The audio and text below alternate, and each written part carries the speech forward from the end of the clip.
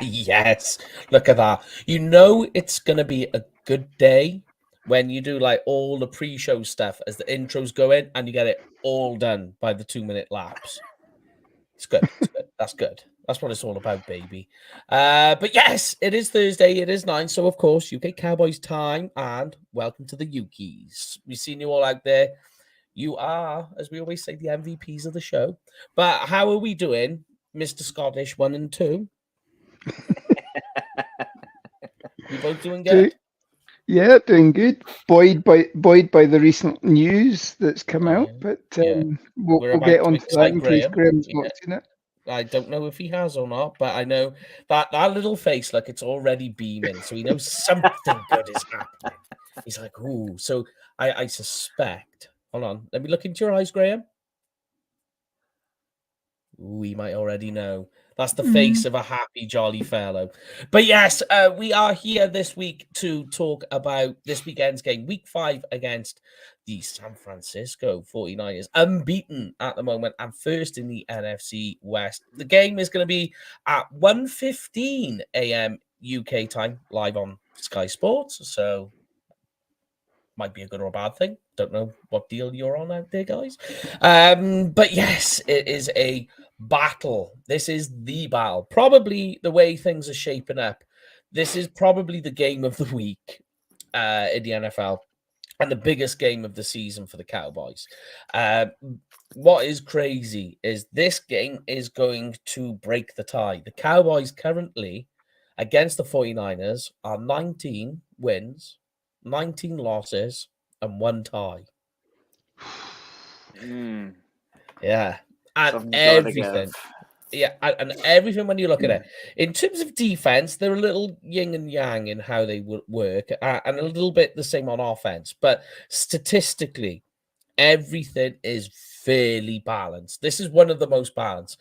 I've been asked to do something on one of the blog, and I don't know how to write this out because everything is so down the line. It is awkward. It is the tale of two cities, as they say. So going to be a crazy one. But we start every show as we do, and we ask everybody at home, the MVPs, basically, guys, what's your thoughts and feelings on this weekend's game? I'll ask you both here as well. Two very, very similar teams, like you're saying. They both have a stud pass rusher, Bosa and Micah Parsons. Yeah. They both have a very capable running back, quarterbacks who aren't particularly flash, but they get the job done. They're both good at corner, and they do well. I wouldn't say they're elite, but they do well at wide receiver. They're both very, very similar teams. Yeah. Completely agree. I mean, this game is either going to go one way or another. It's going to be a very close 10-7 battle, or it's going to be an absolute light the torch paper, and you're 35-34 or something like that.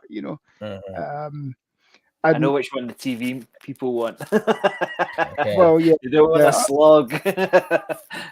Otherwise, they start talking about Taylor Swift being in the audience. And let it go. The girl's allowed to enjoy herself. Just calm down. Good grief. They will jump on anything, the NFL. If there's something that they can spin some type of yarn on, they will do it. I mean, multi-millionaire superstar attends NFL game. Oh, wow. We've not seen that before. Yeah. Move on. Honestly. I do like the post you shared, Lauren, where there's the Madden cover and it's Taylor Swift on there. Yes. That's class. That was the best. I posted that on another group today as well. There was a lot of comments about, there'll be a lot of tush pushes on that.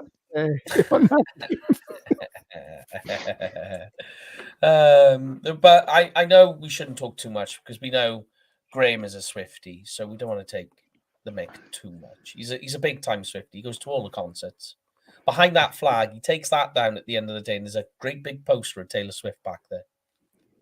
You guys have been peeking, haven't you?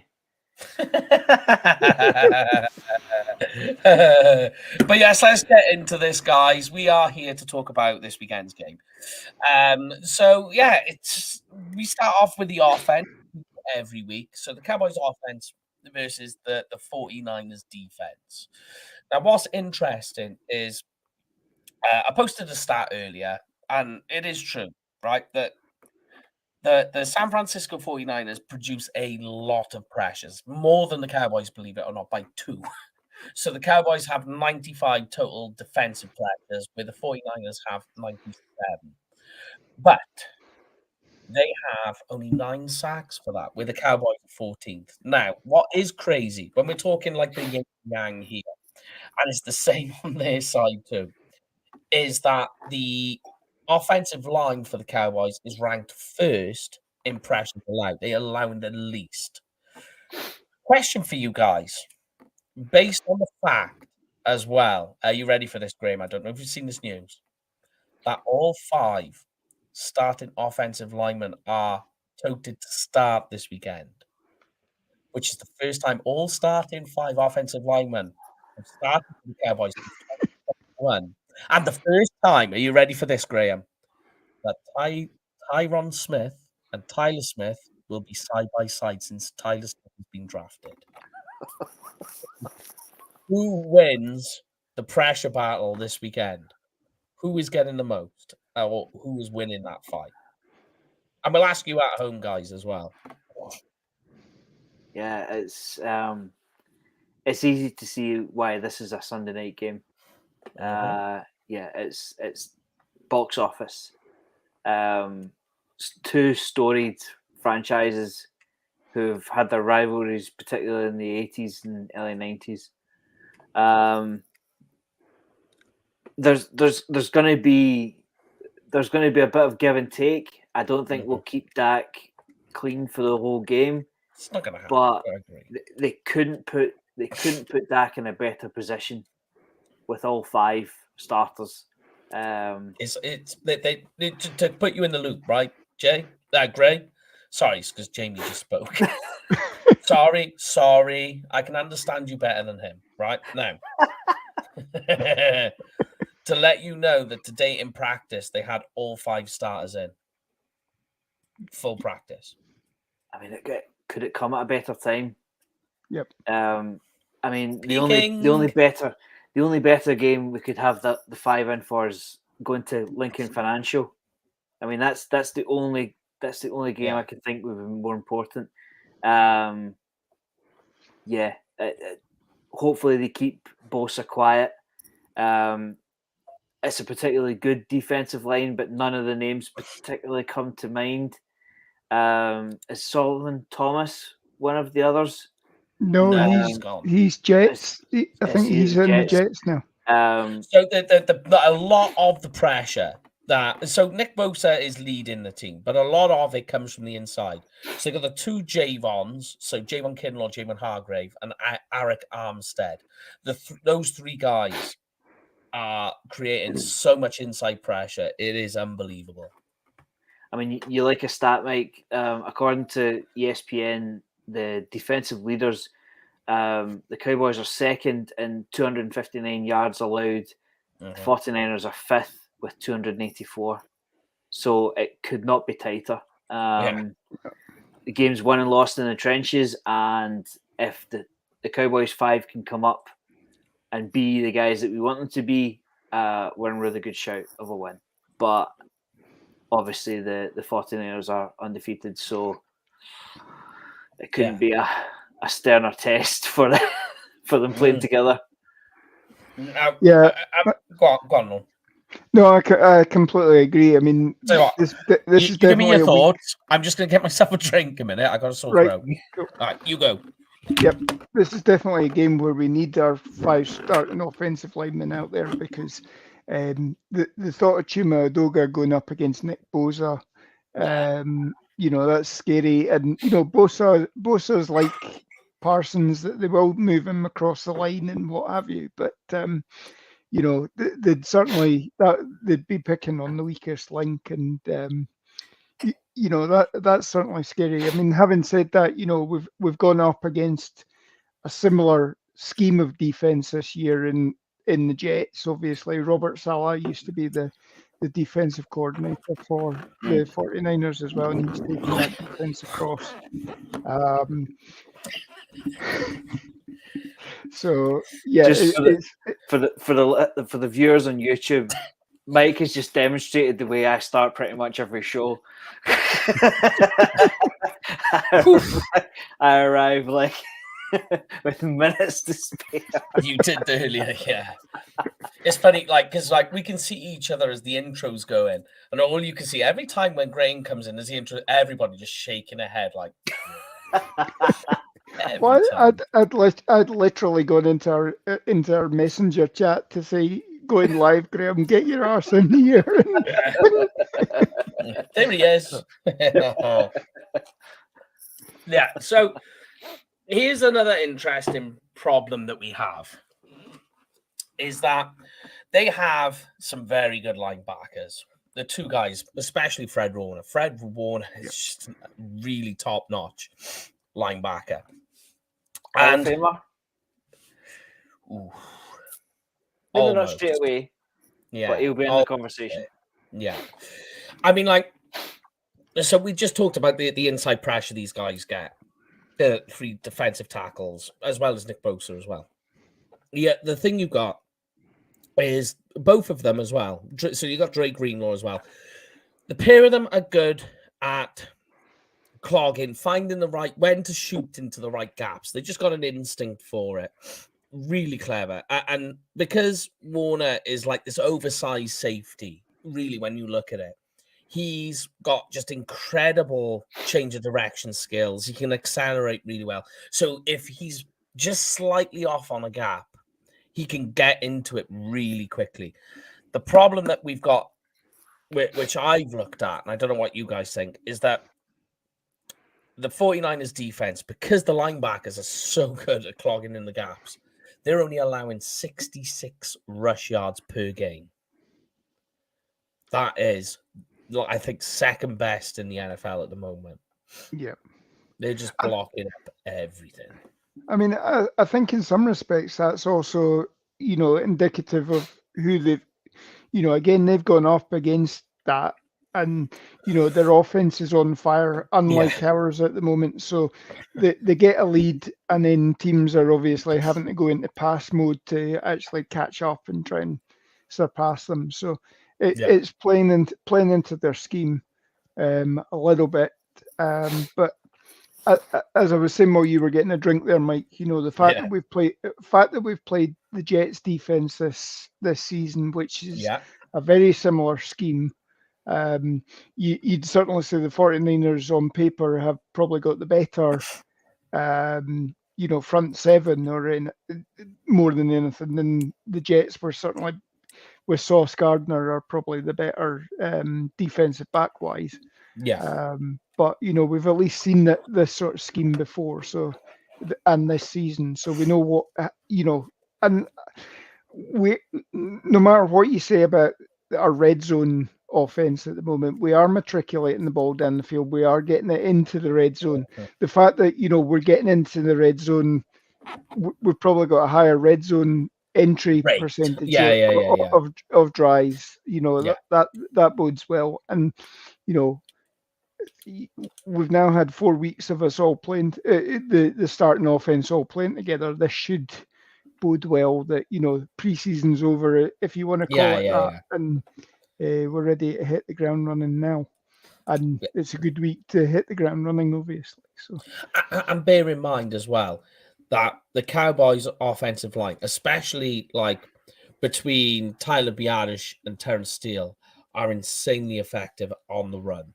In terms of run blocking, they're really good. That's where it's at. And it's no surprise that when you go watch the analytics, the majority of not just the runs, but the successful runs come on the right. Those paired together, Steele and Martin on the right, really do a phenomenal job. If you haven't checked it, I say go and look at it. It'll blow your mind. But I think the 49ers... Yeah, okay. They faced the Eagles' offensive line, which is really good. But I mean, you look in that game, that was a fairly close-ish game, you know? Yeah. No, wait. No, they haven't faced each other Not yet. the Eagles. Who did they face in week 1? Sorry. 49ers week 1. Hold on, I need to check now. I need to go and check because it was Steelers. that game. Who? Sorry, Steelers. Week 1. So it wasn't that game either. What game am I thinking of? Rams. Rams.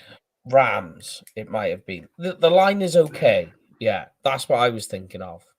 Don't know why I was thinking Eagles. Confused myself on what I was doing there. But yeah, I mean the Rams and the offensive line. It's not great. It's okay, but you could see how it was trying to give them some trouble. But they haven't faced the 49ers really a offensive. The point I was trying to make, not an offensive line like the Dallas Cowboys this season. That's where I was going down. If you have all 5 stars, which is what they're predicting will happen.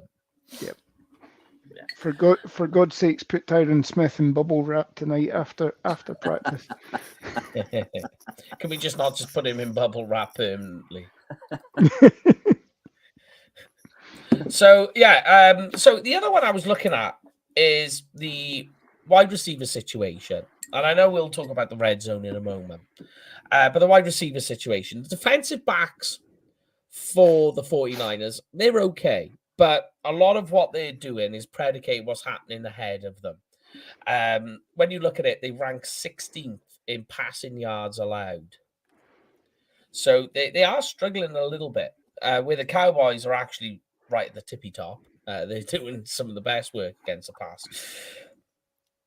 I think if you can keep that clean, and I know they've got one guy, Travarius Ward, who used to be with the Cowboys, ironically, back in 2018. He's their best cornerback, but he's not without flaw. He can be beaten. Remember, he's an undrafted free agent.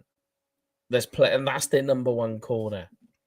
And I find that quite interesting. He's bounced around the league as well. I mean, he went off to, I think he went off to Kansas City after leaving us. I think he ended up with the Jets for a period, and then ended up with the 49ers as well. So, obviously, it's amazing how it just clicks for somebody, and then all of a sudden you're the best talent on a 4-0 team. Well, I mean, give you another example of, finding the right spot for you. I think Baker Mayfield for the Buccaneers at the moment has found his starting spot, and he's got the Buccaneers at 3-1. This was a team that was supposed to be, lamenting the loss of Tom Brady and what have you, but they seem to have retooled, if nothing else. So, but we'll get back on the Cowboys 49ers. Yeah, it's all right. For some reason, I'm disappearing off on the 49ers versus the Eagles week 1. I don't know why. I don't know what I was thinking there. I read something earlier, and for some reason, it just popped in my mind. But I know the Eagles are unbeaten, so don't know what I was doing there. I do apologize. But anyway, let's get back into it. So, yeah. They do have one particularly good safety who has intercepted the ball for them multiple times. He's an interesting player, needs to be careful, but he's really good against the run. So I don't really know. Halafunga, is that how you pronounce his name? Hafunga, isn't it? Hafunga. I know he's from Hawaii, so you don't want to mess with him. And James Conner tried to swing at him last week, by the way, after the game. Yes, I saw that. That was really quite something. So, and you don't want to mess with him. He's somebody who is actually getting I think his off-season coach is actually Troy Polamalu. The former Steelers great. So. They both model, or Hufanga certainly models his game off Polamalu as well. So it's certainly not somebody you want to mess with. So Yeah, that's true. So I mean, like, yeah, it'll be quite interesting to see where he plays, and what it is they're going to do with him round there, because he does do a little bit of everything. But bear in mind, their linebackers, as we just talked about, with the likes of Fred Warner, they are just as good at covering the pass as well. Because they are a little bit what's the word I'm looking for? Like a safety, Fred Warner, like an oversized hybrid type safety. He can play against the pass. So I mean, he got one of the picks against Dak last during the playoffs as well. Yeah. I think in both playoff games as well. So, it certainly shows that he's as good in run support as he is in pass defense. So, you need. I wouldn't say you need to stay away from him, but you need to be smart when you're throwing against him. So. Yeah, just a quick one. That's the one, DJ Dog. Yeah, from the Trojans. He's got a little bit of Troy Polamalu about him, is what I would say. A little bit, not completely, but he is good at defending the run. But I think this is a type of game when you go back and you look at it, and we'll get onto the red zone in a second. That I think this is a game where it's really won and lost on Dak's arm. It's that type of game. This is a game where you have to rely on him. It's going to work the other way around too. But I think because they're so good at defending a run, this is a game where you have to beat them with the pass. You can beat them throwing as well. So it's a finicky one. But let's get on to the big subject, the touchy subject here, the red zone. Okay. Now this is getting absolutely beaten to death at the moment. So what makes this awkward is, and I know, I get the argument, ifs and buts and all that. If Tony Pollard doesn't think about it outside and hits the B gap that's wide open, if you go back and watch it in slow motion, that B gap that's on the right, because that's where he's supposed to go. That's where the play's going. And you look at the body shape of Dak, is he's slightly hitched to his left, so Pollard can take the hand off here and go straight. And the hole is gaping. Yep. Like you stop and you look at it, it's a massive hole for him to get into. But for whatever reason, Tony Pollard is, and you look at his body, is leaning to the right. So he's wanting to take the hand off and bounce it to the outside. But what happens is they slightly collide a little bit, and Pollard loops around the back of Dak and tries to. Obviously, some miscommunication, right? If Pollard was on the right page there, that's a touchdown. Also, Dak throws a perfectly placed ball, right? People talk about ball placement with Dak, and I've pointed to the pass and saying, "Oh, look, it's high and to the right." That's where it needs to be, because if it's anywhere else, the ball is getting knocked down. I will agree with you about Dak's ball placement, but that particular play is no. That's right. That's right on the money. The issue is Schoonmaker. Okay, he's still got a long way to go. There's a lot of stuff you've got to learn in your first year for the tight end position, certainly. He definitely needs to work on his catching, but he catches that. That's a touchdown. Yeah. And then we've got the CD Lamb that was a touchdown, where if the refs spot the ball 6 inches upfield, that's another red zone touchdown. So we're talking here about issues of we're 1-5 in the red zone last week. Well, theoretically, we could have been like, and you think how the game changes because you score in those positions. You get into scoring position, you score.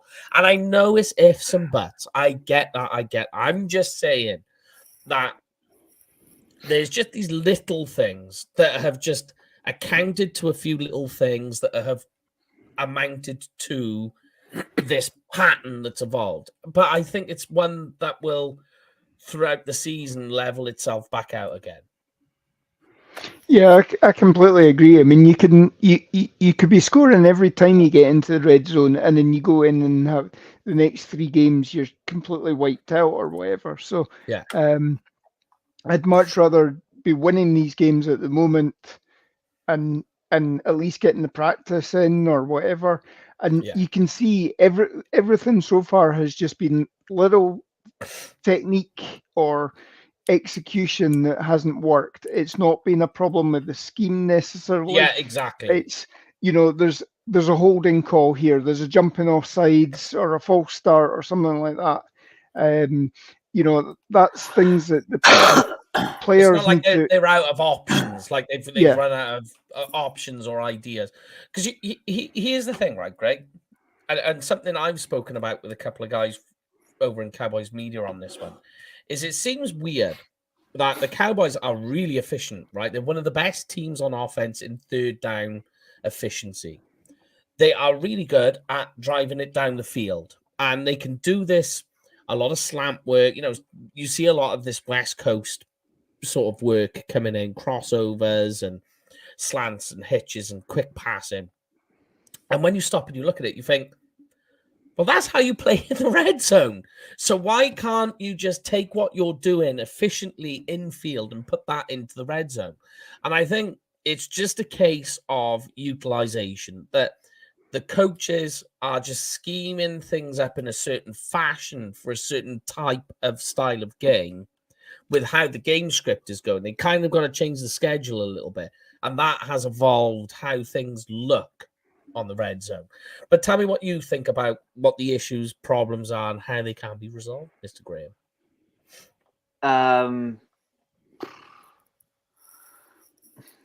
When the Cowboys fall out of the top 5 in scoring teams, I'll think about it.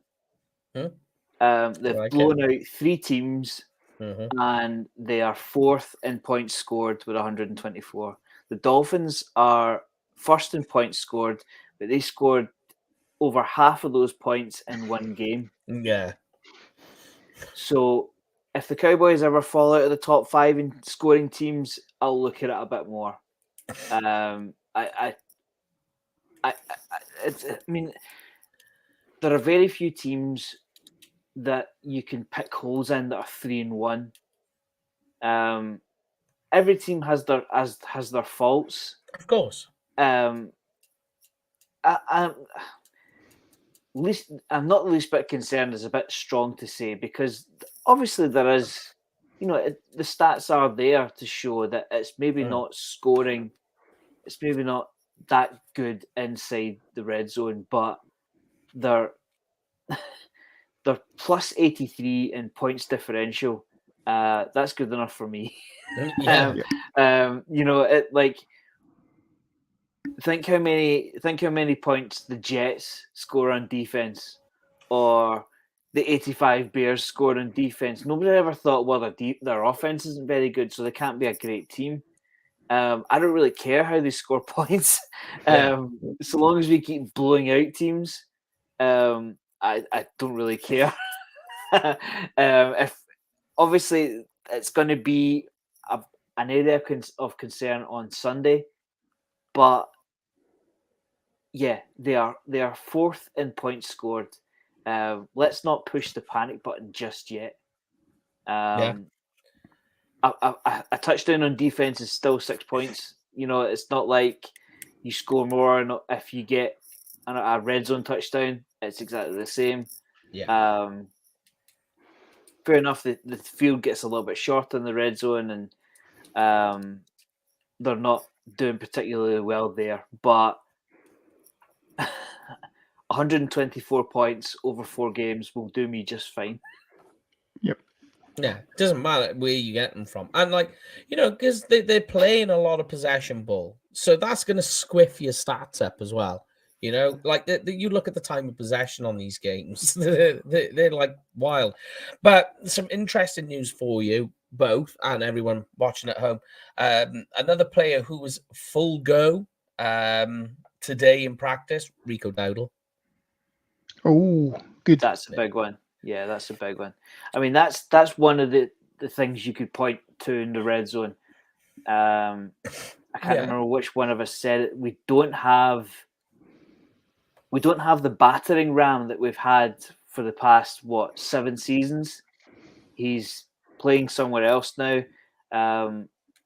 Obviously, you've talked about it on Tuesday night. I didn't think he looked particularly good. I thought he looked out of sorts.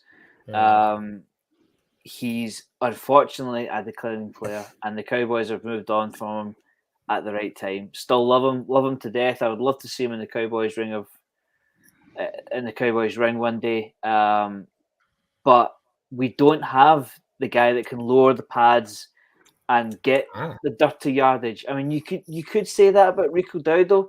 If that carries on, I would love to see it, and I don't want to crown him that just yet. In my eyes, it's a very, very small sample size. But if he is a full go in practice, that can only be a good thing.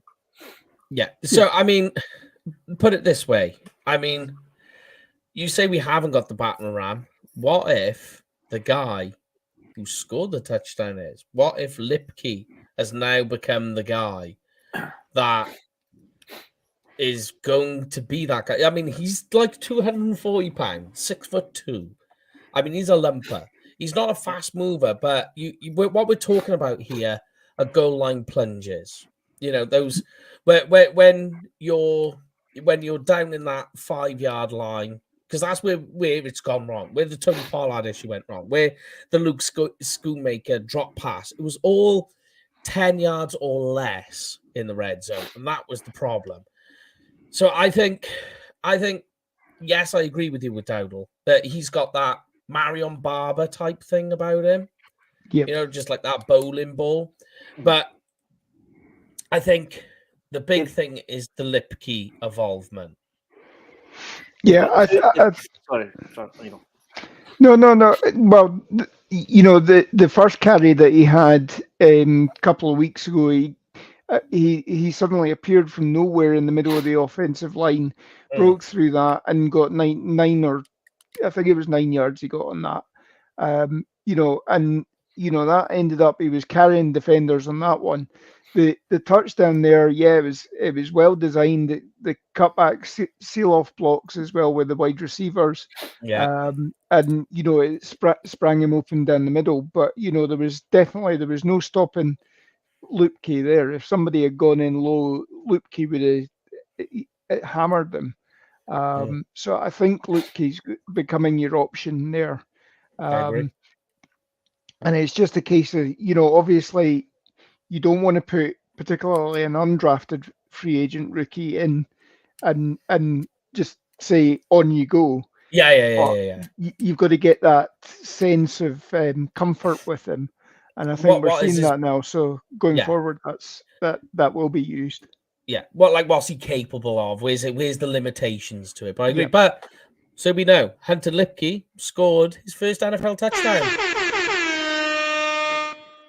That's right. Yes. He wasn't letting go of that ball, was he? Oh, God, no. Yeah. That's gone home.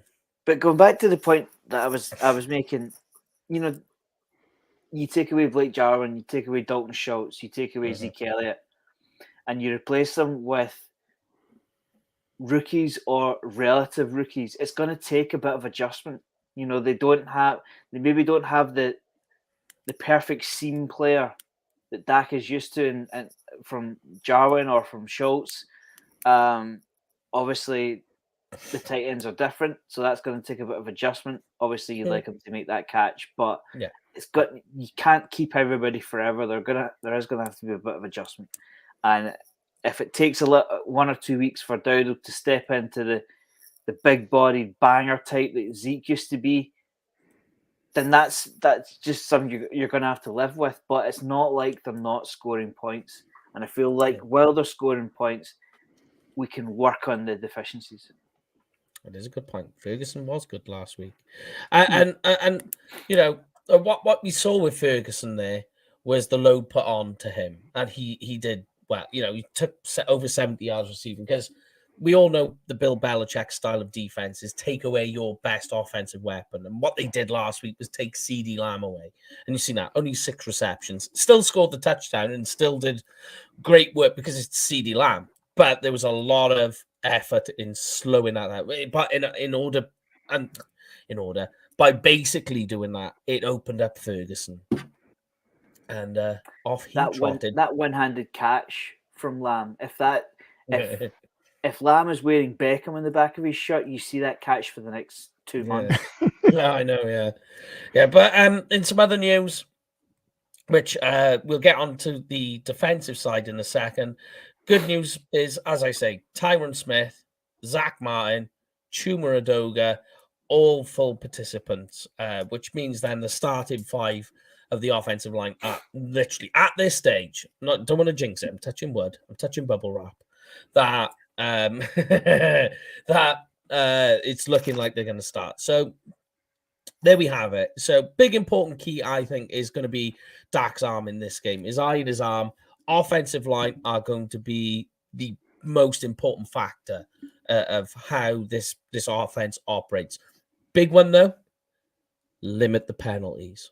Penalties in this game on the offense, especially the pre-snap penalties, are going to kill them. So if we can keep the penalties down low, it will be important. They saw that last Sunday. I can't remember the reporter, but she made the point. Very few penalties, cutting back on turnovers. These are the fine margins that separate 4-0 and 3-1 teams. I mean, we all remember January last year, and I think for a lot of us it still stings. Reducing penalties and reducing turnovers is a huge step in reducing the deficit, and hopefully we can overcome. And forget all about January. And you only need to look this year. The one game that we actually had, the flag was getting thrown a hell of a lot, was the Cardinals game, where we had some 13 penalties overall. And, you know, even the Cardinals had 9 or 10 calls against them as well. Yeah. You know, you need to have a look at, obviously, you need to have a look at the officiating crew, see what they're like. I mean, you saw this weekend as well. Some of the officiating was pretty suspect, particularly in that Jets Kansas City game. Yeah. You know, how the hell you call pass interference and Sauce Gardner, or you don't call the holding call on Jermaine Johnson or whatever it was. You know, and then, you know, the Commanders were one play away, or 1 inch away from, you know, winning that game as well. That, you know, McLaurin, if his foot had either come down, if it had been ruled a catch and then you know, gone for review, then, you know, it probably there wouldn't be enough to say yes, it was out or whatever. And I think, you know, obviously the Eagles defensive back having his hand on the ground for McLaurin to actually stand on that instead of the floor as well was fortuitous for them. He's an interesting one, because I written about Juice Vaughn earlier in the week, right? And this is what I put. And the questions come in from Tim Moore about trying Deuce from the slot, trying to give him some more space. So the thing I've put is that, and at the moment, believe it or not, fans are starting to cool off on Deuce. And Juice, whatever. That's the Welsh accent coming out. So, sorry to the American listeners. It is a weird accent. I'm sorry. Right. So, anyway, they're saying about what you know, giving Juice some more space to play. The problem that's happening with him is, I think that they are too eager, I think the coaches, in trying to play him, that they're playing him in the wrong part of the game. So you go back and you watch the series he was involved in. The series ended in a 3-and-out that ended in a punt, right? So the plays he was involved in, he catches, and I don't know why they did this. So Gonzalez is off the field at this stage because he's injured. And at that moment, they've got backup cornerbacks on an already reduced cornerback. You know, the depth for the Patriots cornerbacks is really bad. I don't know why at that stage you'll throw in a screen pass to Juice Vaughn in the backfield that goes for no gain, goes for 0 yards. 2 plays later, the Patriots pull a stunt and come in, and Deuce Vaughn is in the backfield, left with the sole responsibility to try and block that sack attempt, which ended up being a sack. So what happened is they put Juice in this position where they want to play him in this series, and it makes no sense. The not just the play calls while he's in, at the point of which is where he's playing, there was no reason for him at that stage to be in. And it makes the whole thing with Juice Vaughn kind of like people then go like, maybe we win. Right. No, he is still a good running back. It's just that they're not using him in the right way. Where you want to use him is on those intermediate distances on 3rd down, because now defenses have no clue what your plan is. You do that, Juice Vaughn is now used at his best time. And they've done it the last couple of weeks, if you've noticed, that Tony Pollard comes off the field like before the second half, and they've got Vaughn playing an entire series. And you're just like, he's not up to the task. What you're going to do is you're going to end up with 2 things that are going to happen. Juice Vaughn is either going to get injured, which is bad. We don't want that. We don't want anyone to get injured. Or worse, Dak's going to get injured because of it. I think the other thing as well, with when they've been playing Juice as well, you know, invariably we've had a cushion. We take Zach Martin out because Zach Martin's a little bit gimpy or whatever. You bring in a backup offensive lineman there. You take out Terrence Steele. You put a backup in there. You got 2, 3, 4, second string offensive linemen. And then you're asking them to basically, if he was going with the starting 5 or whatever, and they're getting him in space or whatever, then it should be a hell of a lot easier there for him to run through, maybe even pass protect as well, because all he needs to do is put himself in the way and let him get run over. We talk about being a human speed bump, and that's all. As a defensive, as a blitz protector, that's all you're really doing is just being a human speed bump in some respects. And I think it buys you another second or so.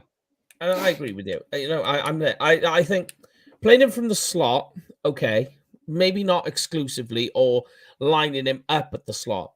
But if you're, say, like 3rd and 4, and you want to try and play mind games with the defense, and you've got Juice Vaughn in the backfield, you can really discombobulate the defense with trying to figure out what you're going to do. And you put him in motion and you move him to the slot. And it might be that he's not playing from, you're not going to pass to him at all. But what it will do in terms of the changes of lateral defense that change when you make that motion with the type of player he is, completely puts the whole defense in a different state. And now you can start playing a little up tempo from it, depending, I'm just saying, being a bit generic there, but you can kind of go up tempo from that point and really put pressure on that defense going forward on that drive. And it'll result in you going down the field. But let's get on to the defense then, guys. Oh, go on. Just on Deuce Vaughn playing out wide, like, it's not like the wide receivers are dropping balls. No, true. Like, I'd imagine that Vaughn's pass radius can't be very big. No, it won't be.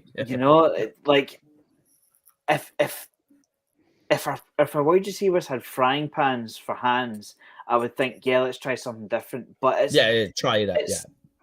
It's the West Texas offense that's got to be brought into consideration. Like, just going through the stats, like players that could potentially play in the slot, right? Brandon Cooks, 100% of targets, 4 targets, 4 receptions, 27 yards. Moving on, Jalen Tolbert, 4 targets, 4 receptions, 53 yards. Michael Gallup, 6 targets, 5 receptions, 60 yards. They're getting the ball out early. Yep. So I don't know. I mean, putting Deuce Vaughn out there, is it going to make that much difference? He's not the big body. I just think don't put round pegs in square holes. Just let him be the running. It's a long, hard season. We've still got 13 games to go. If we can spread the workload and keep Vaughn in the backfield, I'm okay with that. Like you guys are saying, put him in third and medium. Don't we've got capable wide receivers. They're not scoring in the red zone, fair enough, but the balls aren't hitting the ground either. Yeah. We do have capable wide receivers. I agree. So here we go then. Let's move to the defense, guys. We'll start with a hot topic. DaRon Bland. I mean, here we go. 7 interceptions in his last 10 games now. He's on 2 touchdowns for this season already. Yep. He's got more touchdown catches than any wide receiver on the Cowboys offense. Yeah, that is true. I don't care how they're scored, so long as they're scored. I really don't care. So, I mean, like, obviously, against the Cardinals, and I know the Cardinals is a bad place to start because it was just bad all around. But DaRon Bland did look like he was struggling as an outside corner. Yep. Everything that we've seen against the Patriots disputes everything we saw at the Cardinals. I think we're safe there. Jaron Kearse, got to give it up to him. He did really well defending the tight ends, and he's going to have it hard this week covering George Kittle. So that's a really important battle to watch. But here's some other interesting notes from today's practice report. Damone Clark has been limited. That's the second day he's been limited. Malik Hooker has been limited. And the big one, Micah Parsons, is still limited with his knee. But Parsons comes with a but. Mike McCarthy has come out and said, no, he's going to play. He's fine. He's just taking it easy. We don't want to rush him. We don't want to put any undue stress that's not needed on a guy who's going out. And the big thing, I think, for me with Parsons is I know they took him out of the section of the game in the middle, but he went out and played like lights out towards the end of the game. So that's a big tell for me. I think the only way Micah Parsons is not playing it is if somebody goes and takes him to Alcatraz Island on the Saturday before the game. Yeah. And locks him in one of the cells there. And even then, I'd probably give you good odds that he'd swim it. Yeah. Or he'd just turn up with Alcatraz under his arm. Yeah. Yeah. I don't have any concerns about Parsons because I think I've said in the private chat on Sunday nights,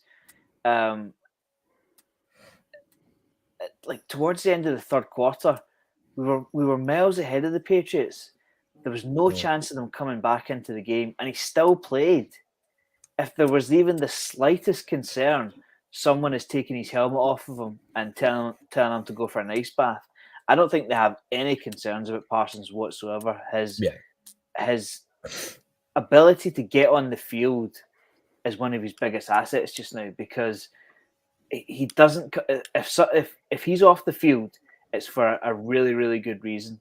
You know, even if he's feeling something or carrying something, he still wants to be out there. And I think towards the end of the third quarter, I was ready for pulling the starters out, and he was still in there.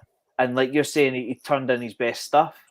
So, he had 10 pressures in the game, which is the most in a single game this season. Yeah, it's just wild. But I think the big one is that obviously they've got Trent Williams. I think though, looking at their offensive line, you can get pressure on these guys on the inside. The inside offensive linemen, they're not giving it up massively, but they're giving up the most. So that's when you see a trend, attack it. So that's, I think, where it's going to be. So guys like Dante Fowler are going to be, because that guy will just rush the inside from out of nowhere. Important. But I think the big question, when you say, how do we stop this offense? It is stop Christian McCaffrey. Yep. This is a big game for Jonathan Hankins and Mazzie Smith, who, by the way, had a really good game last week. I know it doesn't show up on the stat sheets, and when you look at it, you're like, he didn't do anything. No, he really did. What? Unfortunately, the position is it's what they're doing, not on the stat sheet, that's important. And Mazzy was really good last week. It looked much better. He's looking a lot more cleaner with how he's doing things. I think those two inside guys, watching Christian McCaffrey run, it's through both A gaps and the B gap on the right. So that I am, for the majority of the game, putting in Mazzy Smith and Jonathan Hankins and rotating my defensive ends, sometimes going with a bull package and maybe keeping the two nose tackles and putting Oso Digizua in. But, really, you're just saying, let's leave Tank, leave Micah Parsons. They're going to be our guys to go rush the passer. The rest of you, lock up the run. I mean, tell me what you think, guys. How are we stopping the number one running back in the league at the moment? And he looks at no sign of slowing down. He's a stud. And you want to watch the day that the 49ers traded for him, because a career in Carolina for Christian McCaffrey would be an absolute waste. Yeah. The Panthers are competing for the first round pick, for the first overall pick. Again, I have to add, I understand the thoughts on McCaffrey, and you're totally right, but I wouldn't look past Deebo Samuel either. Yeah. He gets on the ball as well. We said at the top of the show. They're very, very similar in terms of offense. With McCaffrey, you're absolutely right. It's going to be a huge game for Mazzy. Hopefully, he turns up. It's just, you're just going to have to limit McCaffrey. You're never going to take McCaffrey. You're never going to stop him. Yeah. But just if you can, 70 yards. If you can get an early score, if you can get ahead, if you can make Brock Purdy throw the ball a little bit more than he's used to. I brought up Deebo Samuel because Brock Purdy gets the ball out quick as well. Yeah, he's not a big arm. He gets rid of the ball, gets into the hands of his playmakers, and they play from there. Very, very similar to our own style of offense I've had. If you can rattle Brock Purdy and make him throw more than he's comfortable, take the ball away from McCaffrey in the backfield, that's how you try and win this game. Yeah, I had a 49ers fan trying to tell me Brock Purdy was a gunslinger, and I'm still waiting. I'm still waiting for a video. I said, just send me a clip of a game where he's a gunslinger. And by the way, I'm still waiting. I'm still waiting for that video. I'm not going to fall into the category of calling him a game manager. I think very few 4-0 teams have game managers at quarterback. He's Mr. Irrelevant. I think he's more of a product of the offense. Yeah, I think that he definitely is. There's a lot of playmakers there, and they can shift things around. So, you're talking to Deebo Samuel. Deebo Samuel at the moment is dealing with a rib injury, which is why if you look at his stats at the moment, they look a bit kind of down because they don't want to injure him because of how much they utilize. That is his biggest weakness. Deebo Samuel's biggest weakness is how the 49ers use him. And they use him so much in so many different ways. His risk of injury and his durability just falls to the floor. So the thing with the offense is you look, so you've got Christian McCaffrey and you just go, right, let's just pound it. The guy will do it. Well, okay, let's get him involved on some passes as well. He's 4th on the 49ers in receptions, right? So then you go, okay, this game, we don't want to do that. Let's get George Kittle involved. And then you can throw into him. You can't do that. Oh, don't worry. Brandon Ayuk could go out for 150 yards in this game. And that's what it is that I think with Purdy, he is, I've called him this, is there's two different types of quarterbacks. There's trailers and trucks, and he's the ultimate trailer. He is. And it's nothing bad. I'm not saying that in a slight way, in a negative way. There's plenty of trailers in the NFL right now. And all you need to be is a trailer that is not breaking the truck down. Basically, in terms of golf, you're just asking Purdy to get it, or just hit it on the green. Just like, just get me on the green. The rest will make sure it goes in the hole. Just whack it on the green. Just get us on there. That's all you need to do. The two stats for Purdy for this season, for me, certainly are no interceptions. So he's gone a long way to not losing them the game. And he's one of the 10 quarterbacks in the league that have gone over 1,000 yards so far. But like you're saying, a lot of that is getting the ball early into his playmakers' hands. McCaffrey, Samuel, for instance, the short stuff. Get the ball out and let your guys do the work. Just interestingly, can anybody, including yourselves, name me the other quarterback who's gone over 1,000 yards but has yet to throw an interception? Hold on. I get this. So Jimmy Garoppolo passed for over 1,000 yards, but they've yet to turn the ball. They've yet to throw an interception. Baker Mayfield. It'll surprise you. Mahomes. No, Mahomes has had 2 picks. So has he? Yeah, he had 2 picks in the Jets game. Almost 3. Almost 3. You're right. I'm trying to think who hasn't. Deshaun Watson. It'll really surprise you. I couldn't believe it. I'm trying to think who hasn't thrown an interception. Andy Dalton. Over 1,000 yards, mind. I tell you, I'm just naming quarterbacks that haven't thrown an interception. Right, go on. Would you believe it's CJ Stroud? Yeah, of course he hasn't. Oh, yeah. He's thrown 6 touchdowns, 1,200 yards, and no interceptions. Now on the Texans, I think that's quite good. No. Yeah. Well, he's evolving that. He's evolving that team. There you go, Texans. That's 49ers coaching staff. Of course. The system's gone across there. It shows it works.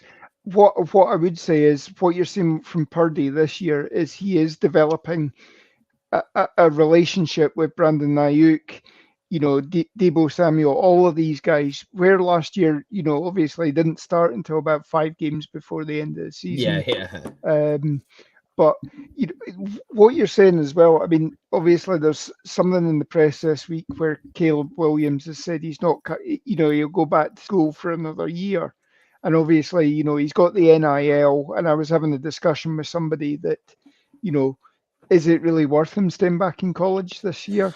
And potentially it is, because guys like Brock Purdy, who have had over 1,500 snaps in college, are coming into the NFL. Yes, they're a year older. They're a year further away from getting another a second contract or whatever. But they're hitting the ground running when they actually do get on the field. Yeah. And they're hitting the ground running. They're showing their ability, rather than these guys that go first 10 picks or whatever, and they've only played 13 games in college or something like that, like Trey Lance or whatever. The guys that are playing the 1,000 snaps in college are actually having the better careers in the pros. And, it pays for guys to stay. So,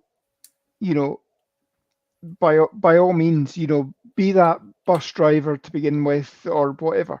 But, I think as Isaiah Stanback says as well, a bus driver has to be able to go on the motorway as well. And, it's all very well saying, no, he doesn't do more than 5 miles an hour. But, at some point he has to go on the motorway. He has to take these guys somewhere. And you can't put it all on him. But yeah, he's getting 1,000 yards, but in actual fact, he's probably only thrown for 150 yards, and it's the wide receivers that are doing the work. It's get the ball out quickly, and this is essentially what we're trying to do with the Texas Coast offense as well, is get the ball to the guys on the run, rather than where Kellen Moore had you doing curls, hook routes or whatever. This is trying to get you on the run and get the ball moving and get the yak yards. So yeah. But an interesting point you made there, Lauren, that they jumped up to get Trey Lance They jumped up to 3, and they were basically, we like all 3, and we'll accept who falls to number 3, because they thought that Lance was going to be the final piece of the puzzle. They had their defense, they had their playmakers, they just needed quarterback. Did they, in their wildest dreams, think it was actually going to be Brock Purdy? So they jump up to 3 to get their guy, and it ends up being Mr. Irrelevant. Yeah, it just goes to show what you say, Mike. It's the offense that put Purdy it's everything, in the whole thing. And it's a really good offensive line as well. Trent Williams, one of the best tackles in the NFL, and he is a product of the offense. It's weird to say because everyone's always like, "Oh, quarterback's the most important position," but ironically, because the way they've put the offensive pieces around, they've got this offensive line as well, and most importantly, they've got a very respectable defense that can keep scores low. What that does is it makes them a non-quarterback relevant team. And I know that sounds a weird statement to make, but we've seen it before. Georgia won and I know that's college, but they won a natty with Stetson Bennett. The reason they did is because they had all the other people. They weren't a quarterback reliant. Sorry, not relevant. So a quarterback reliant team. And they're not. They don't need it. And they always say, I can remember one thing before is saying like, what's the best trait you look for in a backup quarterback? And the best statement I've ever heard is just build a really good defense. Yeah. And it's true. And that's what's happened with the 49ers is they've just built such a good defense. That is their backup quarterback position. That's what they've done. And that's where they're at with it. But there we go. Should we do this then? Yep. A big question. All right, some score predictions. I've got mine, which I got to send in. I've written out. I just haven't sent it in yet. But what's your score predictions? Everyone at home as well. And if you're listening on the audio only, shout it out. We might hear, I don't know. But give it a go. But what are your score predictions, guys, for this weekend? I've got the Cowboys winning. All right, standard. Got the Cowboys winning 20 points to 19. I think it is going to be whether it is whether it is an absolute blowout or air raid offense or whatever. I think it is going to be a one-score game. I think it's going to be a bit bigger. I think it's going to be 31-33 Cowboys, to be honest. Check this one out.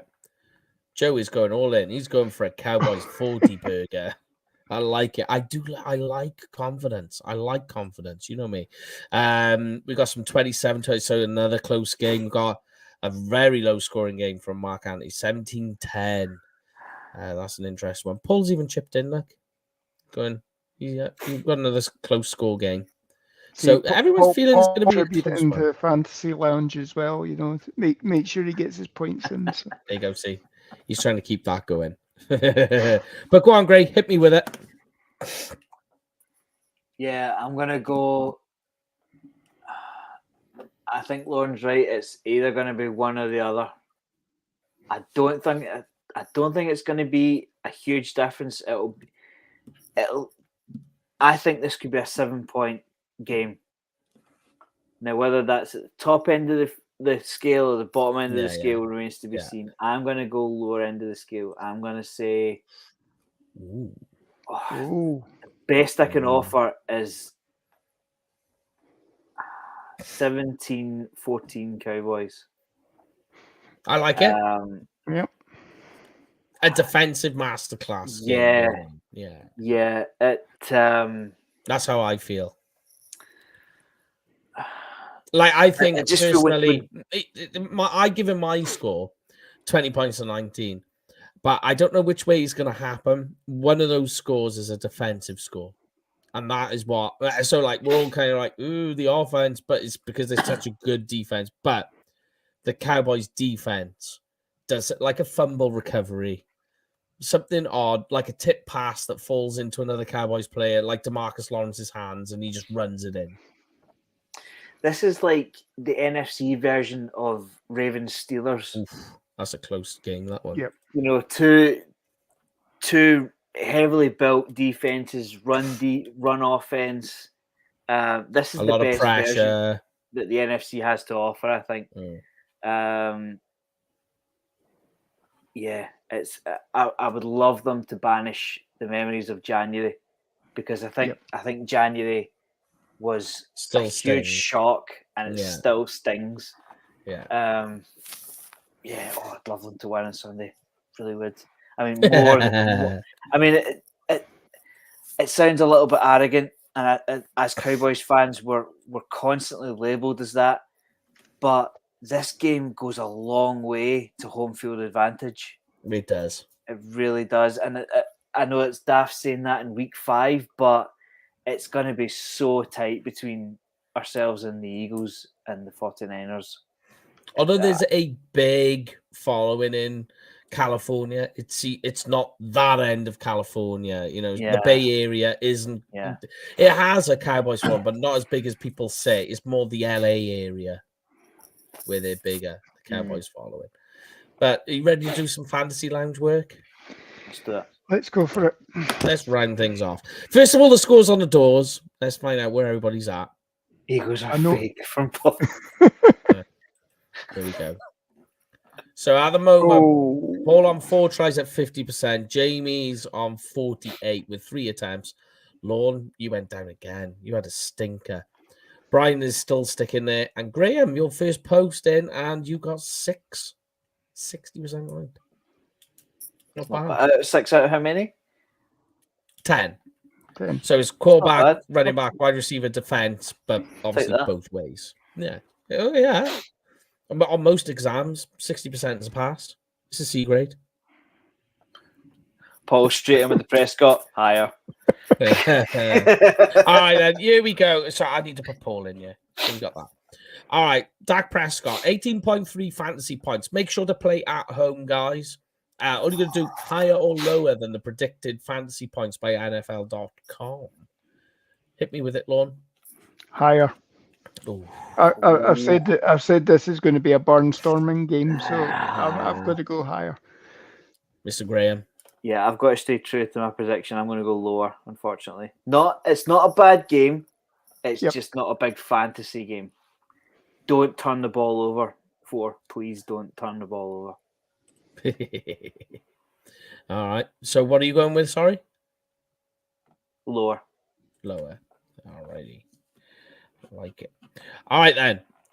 Tony Pollard, 15.7 fantasy points. Now, I wonder if this is going to be that they're aiming towards, because it's PPR, Pollard taking a couple of catches that go for a big run. Bearing in mind, Tony Pollard has broken off in the past against the 49ers big chunk plays when he's had the chance.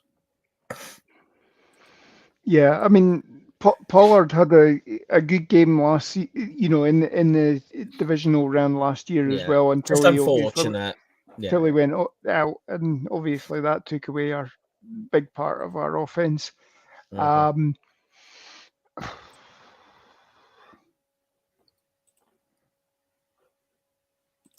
going to go lower. I'm going to go lower because he hasn't scored a touchdown since week 1, and he's only broken 100 yards once. Not that he's a bad player. He is part of his system. But in terms of individual fantasy, I'm going to go lower. I'm going to go lower as well. I think it is going to be close, but I think it's not going to be to the point where I'd say push. Yeah. All right, then. No worries. We got that one in. So CD Lamb, 14.8 fantasy points. Now, I can't remember his name exactly. It will come to me once the show's ended.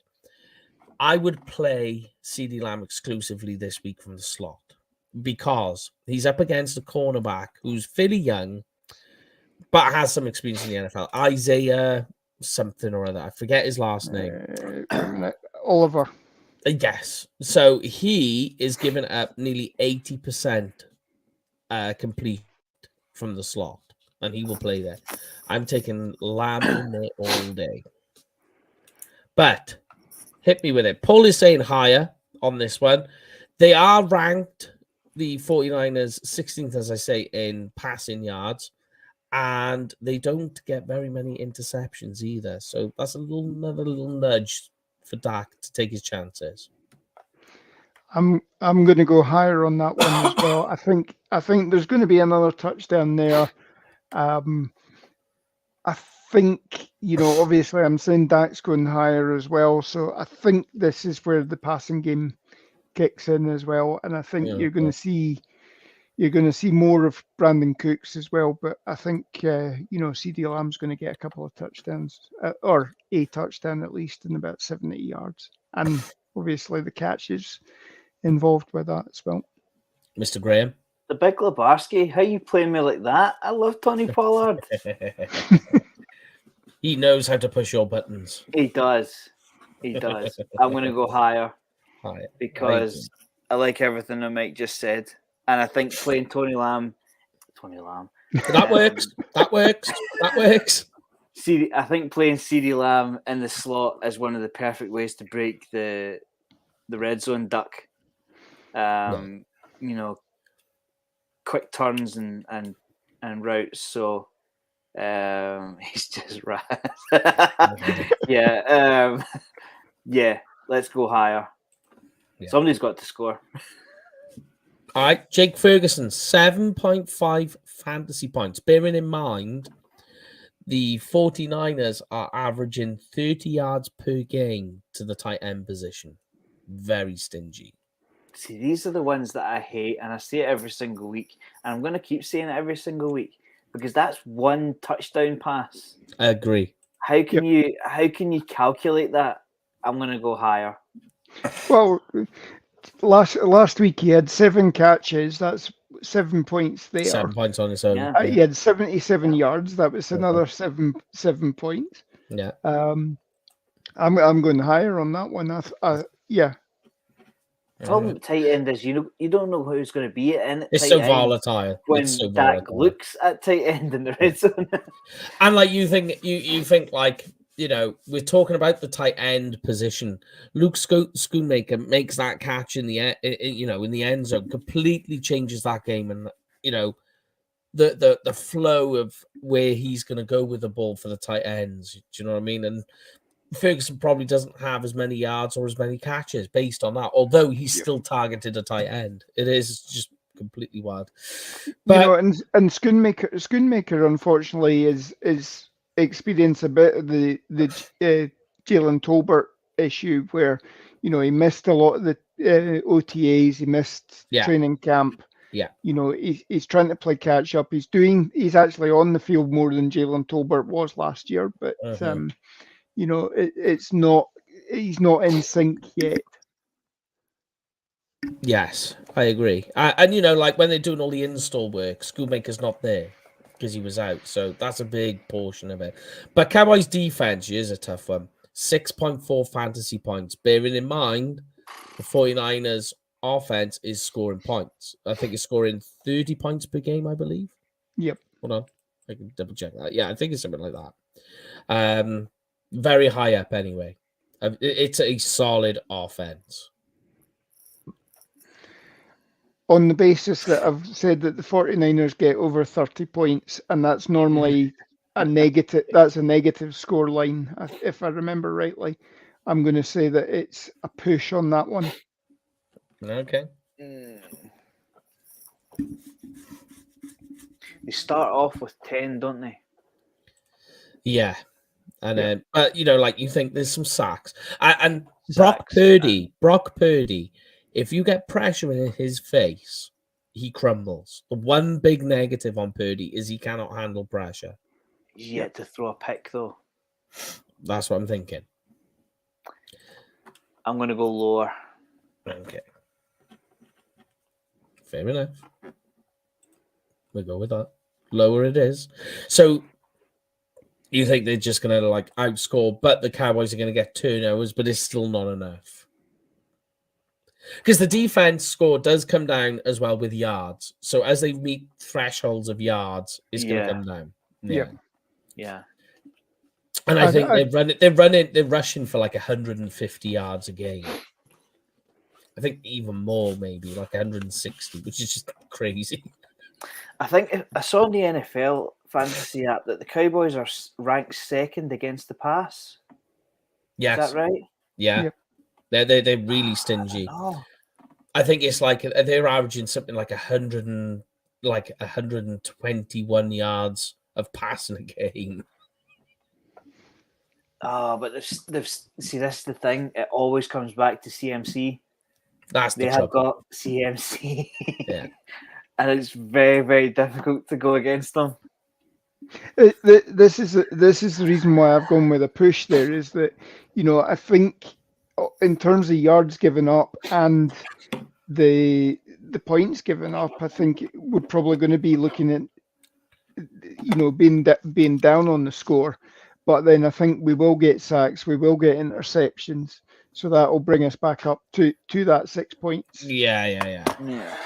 Like, say if they get a defensive touchdown, so they get a pick six, there's 6 points. So put you back up again. That's what I was thinking. But all right then, let's move on to the 49ers side.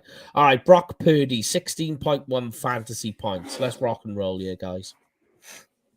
I think we get the pressure on him, but even so, I think it's going to be higher. Mr. G.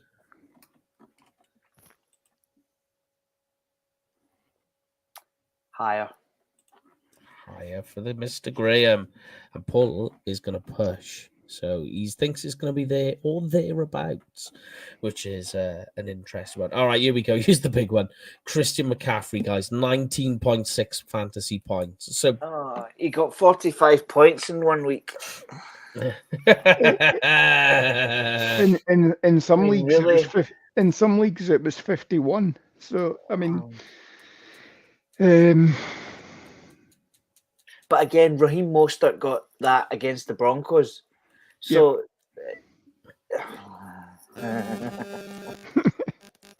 this is the tough one. I think we're going to be focused on McCaffrey. Is the thing I'm thinking. And as Mike says, I think we're probably going to see a lot of Mazzy and Hankins together to take away the A gap and allow pressure coming on the outside. I hope to God it's lower, and I'm going to go lower. You're going lower because that's what you want it to be, not what you think. I like it. Thinking with your heart. Yes. Well, I mean, if we're hoping for stuff, I hope he falls out the bath tonight. And he has been injured plenty of times before. I'm going to be optimistic and say lower. Lower. I like it. I think Micah will see us all right. Yeah. All right, Brandon Ayuk, 15.9 fantasy points. There's some numbers coming out on this one this week. 100-yard game, they're saying.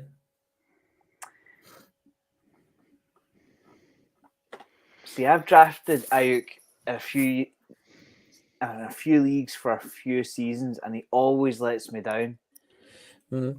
So I'm have you drafted him this season? Because he is doing well this season. So when he came out of the draft, I said he's going to be that draft class. He's going to be the secret weapon of that draft, and this year he's proven that. Took a while. He burned all his bridges with me last season, so I haven't drafted him in any. Right, Graham, quickly trade for him then. I'm going to say lower. Alrighty. What did you say? Sorry, Lon. I'm going to push on that one. Push. All right then. All right. So George Kittle. Bearing in mind, George Kittle this season has yet to score a touchdown. You can And look do at you know that. why? Because I've drafted him in 2 of my leagues. So he's letting a lot of people down. Yeah. Obviously, it's just that they're spreading the wealth. I think it's not that he's fallen off a cliff or anything, but just that Deebo Samuel, he was in the start of the season. He's gone out. So Ayuk becomes the guy. When Ayuk's not being the guy, they're throwing it to Kittle. Kittle doesn't be the guy. They give it to McCaffrey. Just seems to be the way that they just spread the wealth. But Paul's saying Kittle is on the nose on that one. So I'm going higher on that one. I think Purdy's going to be looking to offload that ball as quickly as possible, and I think tight ends is the. I can help you, safety Graham. blank. I can help you. He will be facing Jaron Kearse, who last week allowed only 34 yards receiving.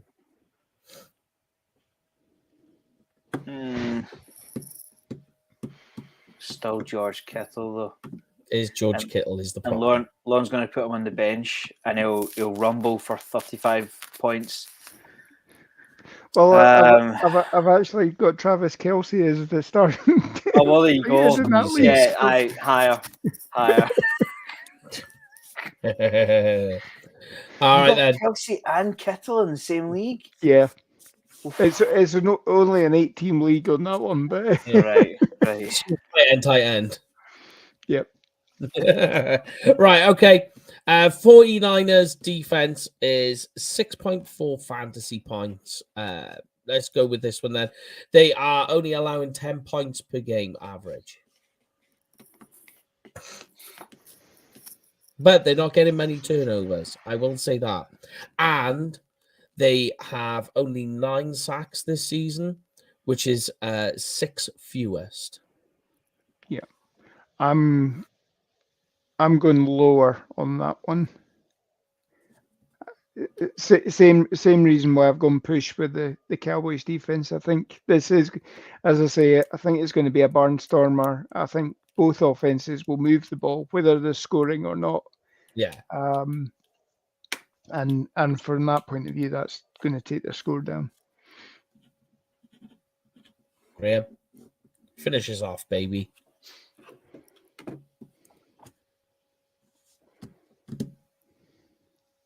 Now, I'm fully aware that I've predicted a low scoreline, yet I've got both defenses as lower.